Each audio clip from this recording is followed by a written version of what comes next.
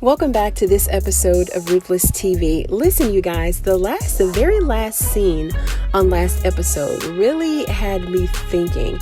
And I'm thinking that the Rakadushis may be changing their locations. Stay tuned and we'll talk about it.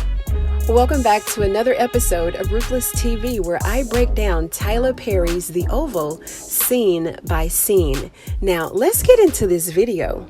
I did a little cult special here on the channel. It's called Real Life Ruthless. And in that video, I basically revealed a lot of the interviews and a lot of the news stories that were surrounding the modern day cults here in America. And of course, one of them highlighted the likes of Jim Jones. And I'll leave a link to that video right up above. But the reason that I'm referencing that special that I did is because of the fact I know that Jim Jones gave his followers like a couple of choices in the event that the government would come. He gave them a choice of either fighting off the government and hopefully taking them over.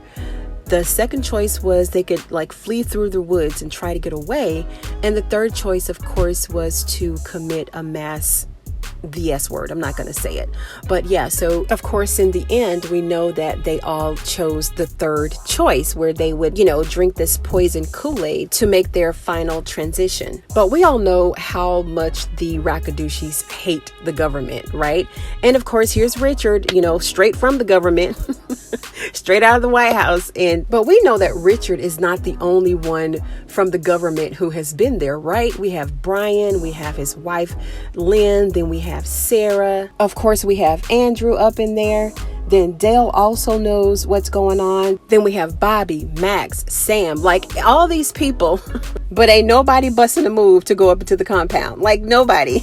And all the people that I mentioned are not from the government, but they probably have like political ties and you know what? I forgot about Lilo. And of course, Lilo can't tell us anything now, but everybody knows about this compound, but nobody's doing anything about it. But we've all seen the footage in tonight's preview, right? Where Richard's truck is going to be ran off the road and it's going to go tumbling through the woods. So they may not even make it back to the White House. And what if Kareem missed Sharon's call, right? But Richard may be the one who actually encouraged the highest and Yancey to finally get these buses up and running so that they can move to another location. And according to Real Life Cult Life and the eyewitnesses who were there, they'll tell you, like they would move from place to place a lot because they didn't want the government to track them. And not just Jim Jones, there were other cult leaders too.